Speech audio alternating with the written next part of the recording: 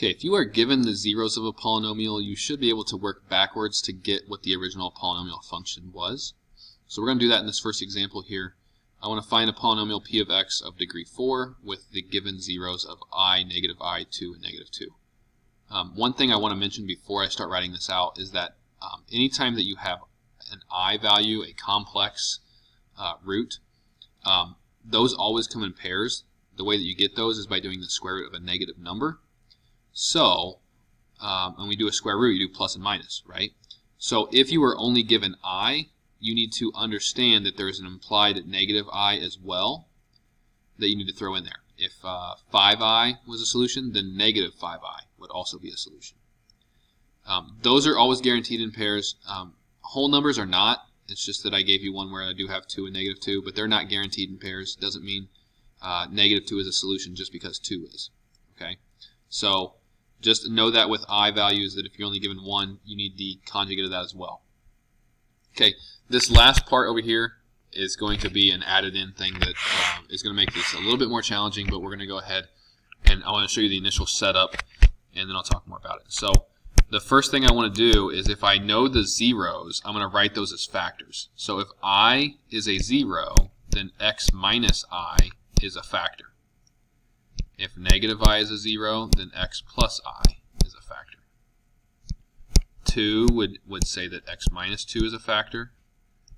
And negative 2 would tell me that x plus 2 is a factor. Now, if the directions were to just find a polynomial with those zeros and that was it, I can just go ahead and multiply all that out and I'm done.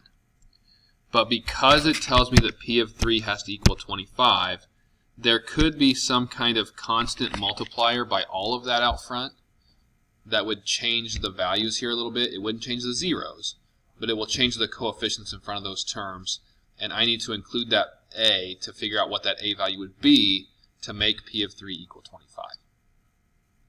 So the next thing we're going to do is multiply stuff out. We would have that p of x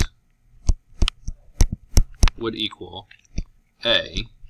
Now, your factors that have complex parts, multiply those together first. So x minus I times x plus I. If I FOIL that out, I'm going to get x squared plus ix minus ix minus I squared.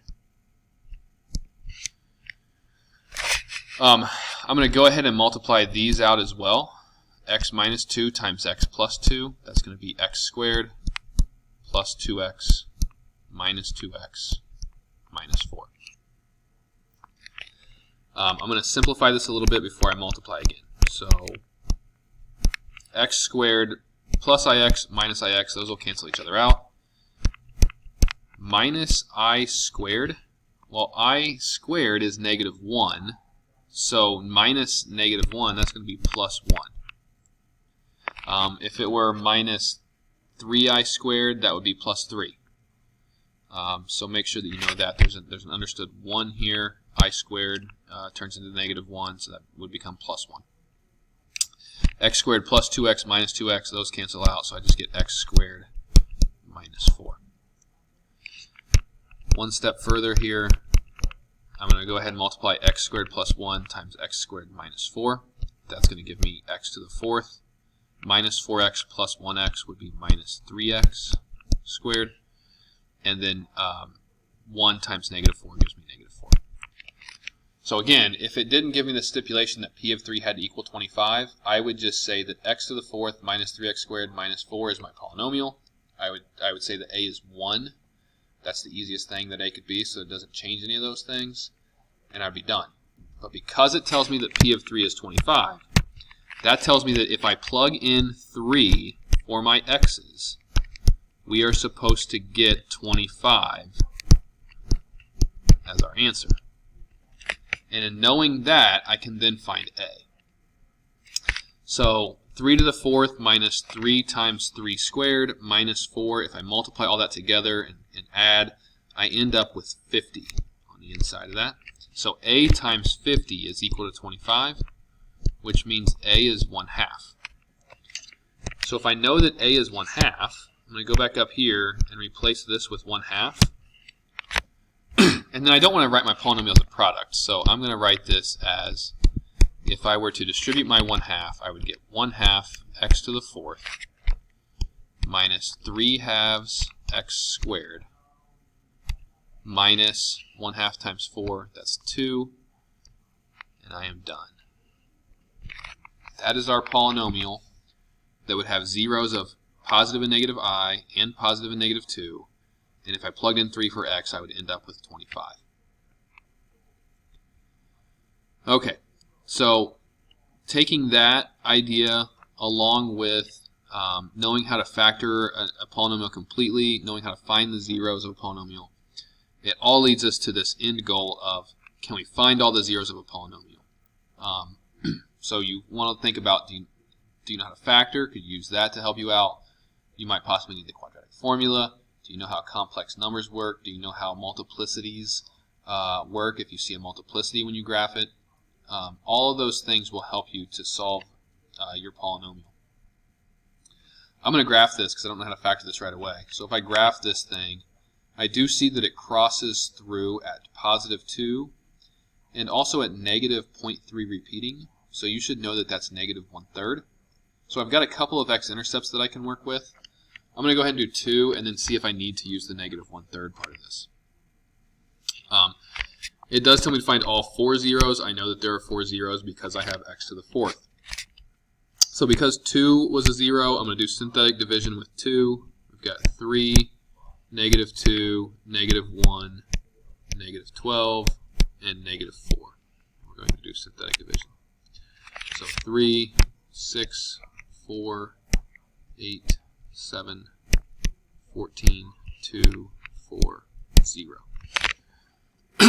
So at that point in time, you have x minus 2 times, well, it was x to the 4th, so now it's x to the 3rd. So 3x to the 3rd plus 4x squared plus 7x plus 2.